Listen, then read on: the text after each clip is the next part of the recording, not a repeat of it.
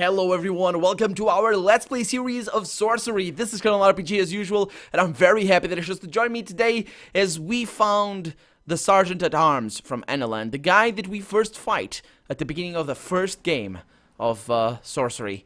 And he's tied over here for some reason. Is he an illusion, or why does he want me to stay away? It is I say.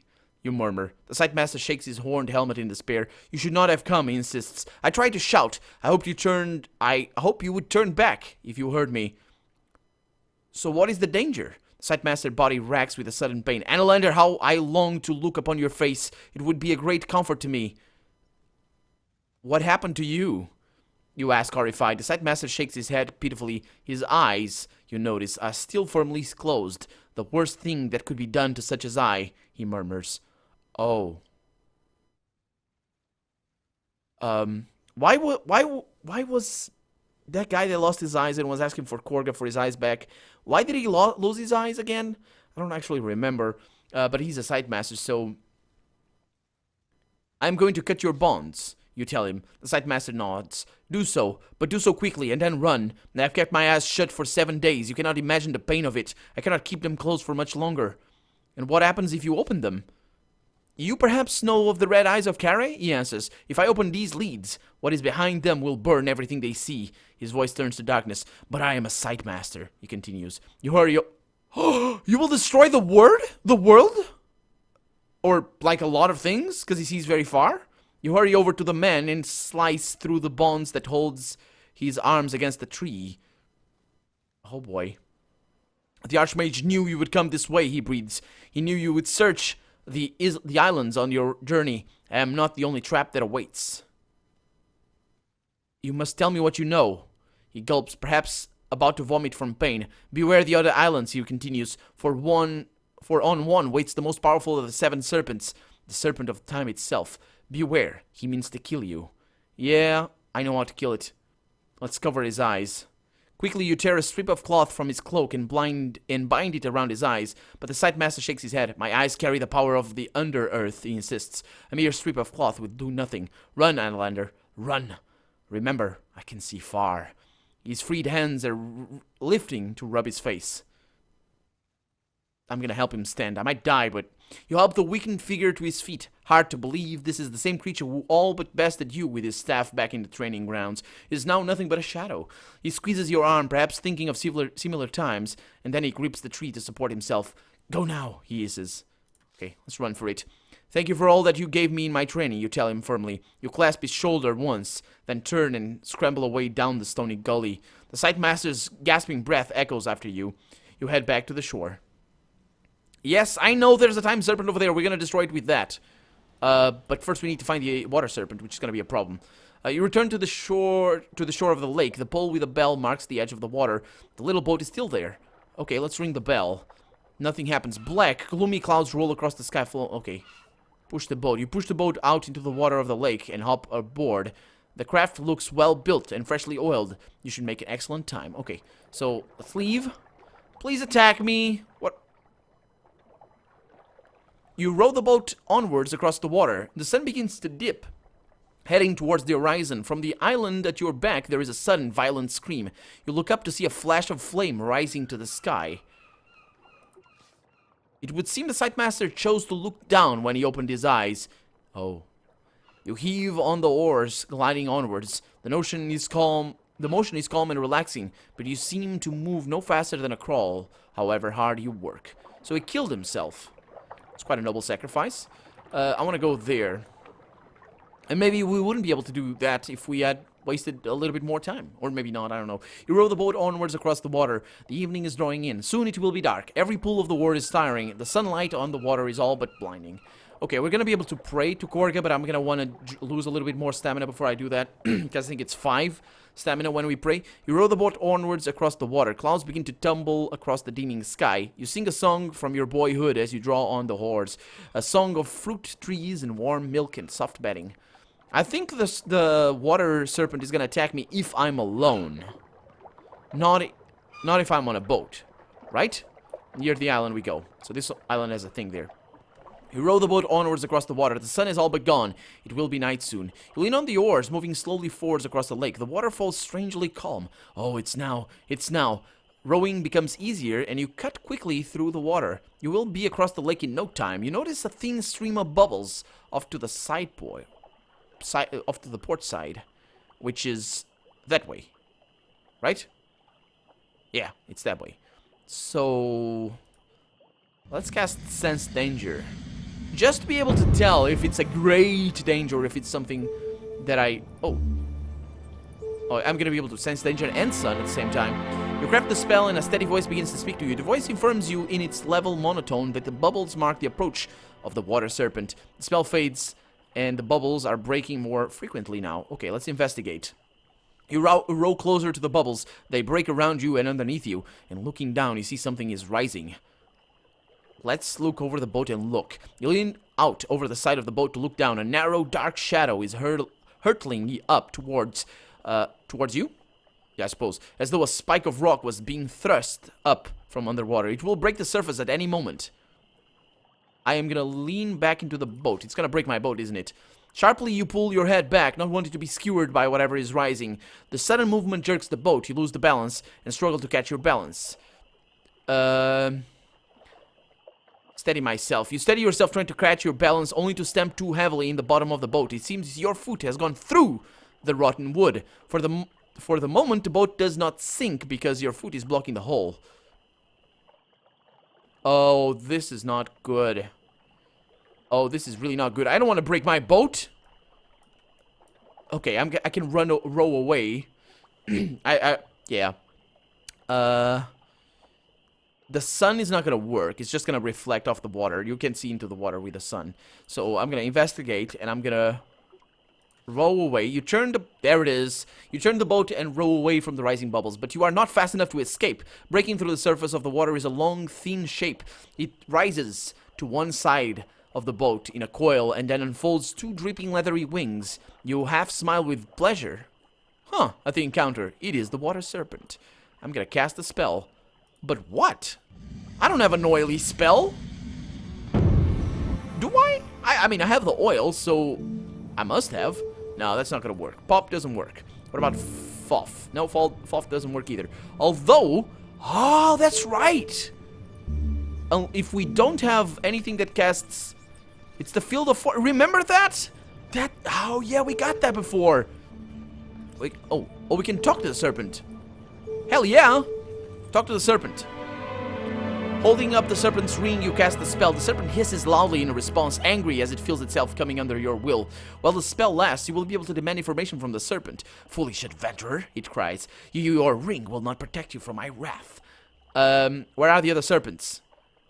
You ask. The air serpent has taken on a disguise. The serpent replies unwillingly. He wears the skin of a clawless ferryman. Yeah, I kind of wanted a sun serpent, though. I have no idea where it is. What advice can you give me? The water serpent writhes and shakes, not wanting to answer your question, but finally it spits back. Do not eat from the larder of Throg, should you meet her. Okay. The serpent water hisses and spits, but this will do you no good. You will never leave this spot. The spell is worn off. The water serpent is now free of the water and hovers a massive shape against the dark sky. It stretches over its wide jaws. Oh, and now I can throw something in the creature's mouth. You look into your pack for something you could use as a missile. Yeah, it's oil. It's easy. Flask of oil. Da-da-da! And that is that. You toss the flask of oil into the mouth of the creature and then watch in amazement as it takes effect. In mere moments, the serpent breaks into splashes of water which rain down across the surface of the lake. The water falls quiet once more. Time to resume your journey. Only 2 more serpents remain at large. Looking up, you sense a suitable formation of stars above you. What do you mean a suitable one? It's like, can I see far? I don't know what's gonna happen. Can't see far. So I have big. Why would I want big? I'm gonna break the boat. I have Zen. I don't want that. And I have Nip. What's that Nip? Can I nip at my food? Oh, causes speed. But I don't want to use up the yellow powder. Let's go with a Zen here, because I'm going to be able to float back to the boat, I think. It's free, so let's go ahead and do that.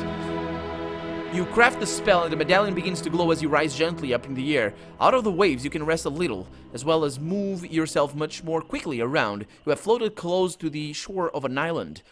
Oh. So I can zen my way across the lake? No. Huh. You row the boat onwards across the water and then pull it up onto the shore. Your weight returns and you settle gradually back down to the ground. Night falls. You should find somewhere safe to sleep, especially after so much going on an empty stomach. Okay, get out of the boat. Is this Throps, whatever, so not to eat, whatever? Anyway, there's no way across the water in the dark, and exploring the inland would be unwise. You will have to rest here. Laying your pack down on the shore of the lake, you try to rest despite the strange noises that float across the landscape. You have eaten nothing today, and I got a massive hiccup right there, even though I didn't eat. Oh, it's very early in the morning, or in the night, I mean. Let's close my eyes, see what happens. You close your eyes and let your tiredness overtake you. The remainder of the night is kept busy with vivid dreams. You see yourself outside your body, reaching forwards to touch a blue crystal in a brass socket. That's the blue crystals in the towers. For a moment, a beam of light shines upwards across the clouds, brilliant and alive. Meanwhile, your body burns and crumbles to dust where it stands. What? That's not the same. The fearful specter of a death wraith looms up from the ground, but then seems to stumble and set a wooden false teeth falls, and a set of wooden false teeth fall from between its gray lips. Oh, this is the guy that we found before. The guy that wanted to be a death wraith or something. And all the while, you hear distant laughter from the east. Day 14. You lost some gold, -4, and you defeated the water serpent. I was going to say defecated for some reason. I'm not sure why, but anyway, we defecated the water serpent and the air serpent. Meanwhile, there are two still out there! Exclamation mark. The sun rises above the water of the lake. This island is thickly wooded, but all the trees have died, and the whole forest is gray and desolate. By the shoreline is another pole with a bell. Your small boat bobs in the shallows. I'm gonna explore inland. You must move away from the shore, and you move. Oh yeah, you mustn't, but you do that. You move away from the shore into the tree cover of the island. And now we're inland. You head away from the shoreline into the trees. You walk up the path from the shore to a small clearing in a dead forest. At the center is something that used to be a hut, but now is just 3 rickety walls and part of a roof. Used to be a hut, so this is really old indeed. Inside, an old woman is hunched over a table, scattered with vials, broken jars, and plants you don't recognize. She is mixing some kind of bright green paste, and is so absorbed in her work she doesn't notice you. Let's stay back and watch. The woman mutters to herself as she steadily grinds the mixture. Her white hair is in one wild clump that reaches her waist. She's wearing a filthy brown robe, which might actually be a sack. She looks up from her work to paw around the table, eventually grabbing some berries and tossing them in. Half of the ingredients in her rundown hut you cannot name, but she appears to know what she is doing. She must be a healer, or else a witch. So as she noticed me, more to the point, another thing is, we might want to come here before we meet the water serpent. Because remember the berries? These berries might be the oily berries that we can pour over. It might be. Let's say greetings. Greetings, old crone. My apologies for the intrusion. She squints at you, sucking on her few teeth with a wet pop. Ah, what? Who are you? I'm on a quest. Quest? Ha! She replies. Quests are no good. Leaving home will get you killed, you know. I only ever leave my island for ingredients. What's your name? She screws up her face. You know, that's an excellent question. Do you sell these potions? You ask, gesturing towards the rack. No one ever comes to buy them, she says. But maybe you could. I'm always happy to let someone else try a new potion of mine. Helps iron out the kinks. Oh, sounds risky. She scoffs. Quests are risky too. Yeah, sure. I will test your potion. You declare boldly. Excellent, she replies, rubbing her calloused hands together. She holds the concoction inches away from your face. It smells vile. So what's in this? She waves the bowl of green substance around excitedly. It's a very powerful healing potion, she says. You won't find this in some market. Oh no, I'm doing experiments that are so experimental, even I don't know what I've put in. But there's some whole scap, flattened goblin hair, and a bit of unicorn meat. That's mostly for flavor. The unicorn meat? Oh. Goblin hair, though. What? No, I never said that. Why would I put goblin hair in a healing potion? Oh. That was my opinion. Yeah. Goblin hair would be all wrong, she says. It's a cure for baldness. Now, I distinctly remember telling you that the potion has Olscap, catfish whiskers, and levitated sand for the color. Levitated sand for the color. So drink. Okay, so either she's crazy, or this has Olscap, because she said there's Olscap before, and that's a mushroom. The flattened goblin hair is for it might be a strength potion. I'm gonna drink it. The potion slides down your throat. Your legs begin twitching and wobbling violently. Every step is a frenzy of bending knees and feet moving in random directions. You spend a few minutes in the nearby forest bashing into trees and kicking underbrush before you gain control of your legs again. Oh no. No, I wanted to do things here without... No. Let's see. So I'm gonna look inside. I'm gonna stay back and watch a little bit. That didn't do anything to me, actually, but I just want to explore and see what this is. Let's say greetings, say on a quest. Yeah, let's just, ingredients for my potion, she says, waving over her shoulder as at a shelf groaning with concoctions and jars. The shelf is groaning right now? Man, these islands are brimming with herbs and dirt clumps I've never seen before. They probably all have 100 uses. So do you sell these potions? Okay, so, sounds risky. She says the quests are risky too. So, I will test your potion for you. What's in this? Okay, let's go with goblin hair. That's what you said. Goblin hair would be all wrong, she says. It's a cure for baldness. Now, I distinctly remember... Okay, so she says the same thing. So, you use all sort of ingredients, I ask. Oh yes, she says, anything I can get my hands on. You never know what effects they may have. Others might be content with knowing what a potion will do in advance, but how are we supposed to to advance like that? Well, perhaps I have something you could use. She shrugs and you open your pack. She claws through it like a rat. Not much in here, You need to pick things up more often. I pick up everything I see. Oh, maybe the moss? Maybe those purple leaves would be useful. Oh yeah, not much, but I still have the purple leaves. Where are they from, actually? I don't remember the purple leaves being... I don't remember. You point into a pile on the workbench. Oh yeah, okay, so she has something. She smacks her forehead. You know, I completely forgot to add those. Or did I forget to not add the... I distinctly recall one of those two being important. Before you have a chance to say anything, she tosses a few into the mixture. Better safe than sorry. That's the herbalist's creed. She wipes her... Is it? She wipes her hand on the already filthy sack she's wearing. Now that we've got that sorted out, how about a taste? She waggles the paste under your nose. Oh, so that's the difference right there. So is it a strength potion? No, maybe. It doesn't matter, though. It's gonna be fine. The potion slinks down your throat. Then you immediately fall unconscious and begin to dream. The world seems to disappear, replaced by a vision, an endless mountain path curling up between high cliffs. The cocking of eagles echoes overhead. The vision fades. Is that for the next game? Or is it between the twin peaks of whatever? The vision fades. The rising wind fingers at your hair and cloak. Let's wake up. You open your eyes to see the healer standing over you. She admits that adding the purple leaves wasn't a good idea. She assures you that you're not dead, just nearly.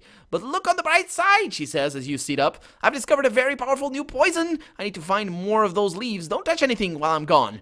With that, she picks up a ratty sack and disappears into the woods. This is interesting. Do I want to steal something? So quaffing something, unless it's gonna give me extra stamina, which I really think it's not, I'm not gonna want to do that. I can't cast a spell. I can still pray for aid to heal me up, so that's fine. If I get another poison, that'd be fine. I'm gonna steal something. Let's see if the game allows me to choose. The purple leaves on a workbench don't look appetizing, but they look potent. You pocket a few reluctantly, telling yourself it's for the good of the land. Then you hurry away. No! No, that's not what I want. Okay, so look inside. Do the same thing. Let's stay back and watch for a little bit. Say greetings. Then I'm gonna say I'm on a quest. And I'm gonna ask for ingredients. Ask for, yeah. So, sounds risky. And, I'll test. What's in this? Goblin hair. Then I say, it's not what she said. And then ask that. So she remembers that thing. Perhaps I have something I could use. So I have nothing. But she has something. And I now drink, and I take the hit. And I'm going to try and quaff a random potion. You grab a potion off the shelf, this time a thin pink one. You weigh the potions carefully and decide to risk a drink. Your leg begins twitching. Oh, that's the same one as before. Damn it! Oh, so much trouble. I'm just going to need to wait for her. That's what I'm going to do. So look inside. Just stay back and watch for right now. Say greetings. And I'm going to go on a quest. So ask for ingredients. I think that's the first one for my potions. Yeah. You sell the potions. Sounds risky. And I will test. And I am gonna ask. There we go. Goblin hair. And then the first one as well. Right there. And then I can ask that. Something I could use. Maybe those. And drink. And wake up. And here we are again. Okay. So, return to...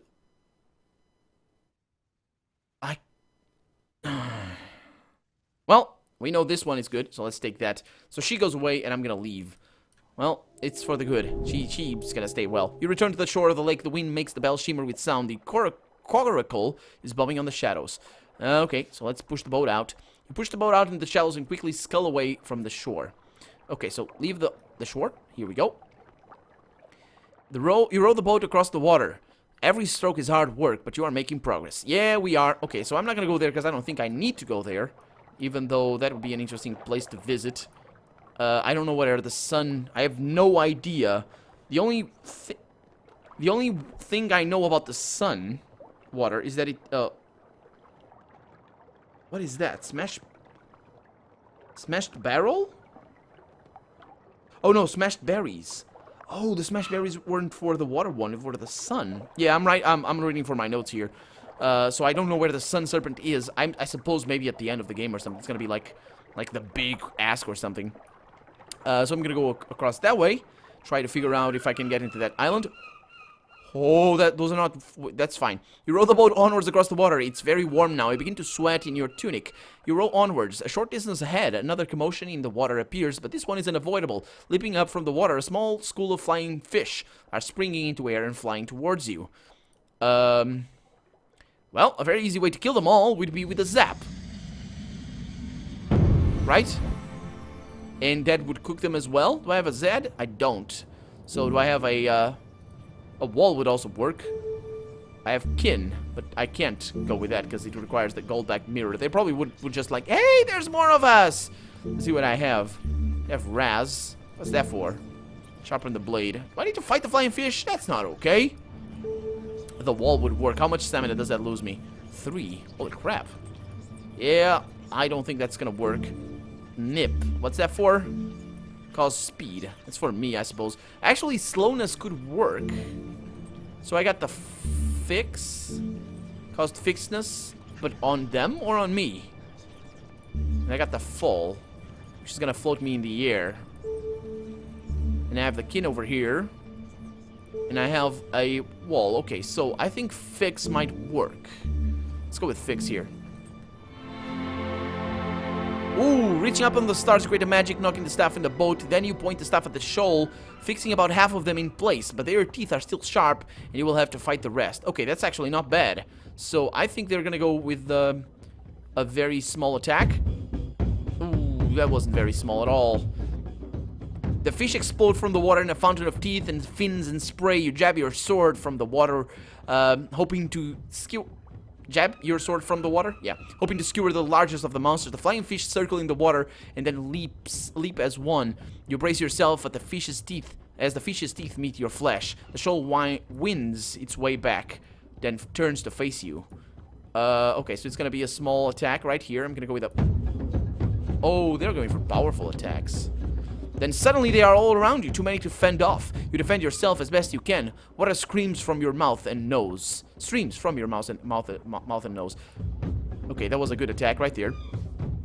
Are we doing damage? Oh no, we started off. Okay, so there is no purchase in the water, so you cannot put any weight behind your sword stroke other than what you have in your arms. Still, you swing, chopping at the monstrous school. It is like trying to fight water. The blade parts the shoal, and only a few fish fall to the water. The fish dart and flicker in the water, clearly in an agitated state now. So let's go with a maximum attack there, and I think it's gonna kill it. Competent combat, all things considered. Kicking yourself forward, you swing your sword into the heart of the shoal. The last of the fish disappear into the water and does not re-emerge. It has died or fled. Either way, you should not linger. Okay, the fixedness there was good. You pant with relief, exhausted from the encounter. Collect a few fish, though. You collect a few of the raw fish from nearby in the water. If you can find a fire to cook them, they should be most delicious. Well, unless I can't.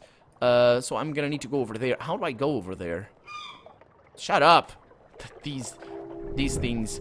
You row the boat onwards across the water. Mid-afternoon haze makes the air sticky. You pull out the oars, sliding onwards through the water. You have never rowed so far or for so long. In the fields of Strawberry, where you grew up, there was no open water beyond a few ponds. Well, it does no good to think of it. You turn your thoughts away from home. It does no good to think of it, and you will most likely never see it again. You keep your eyes fixed on the distant shore and pull for all you are worth. Yeah, near the island right there. We need to go over there. And hopefully that's not where the time serpent is going to get us.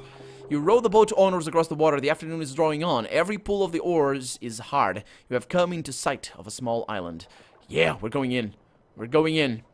You row the boat onwards across the water and then pull it up onto the shore. Slowly, the sun begins to lower in the sky.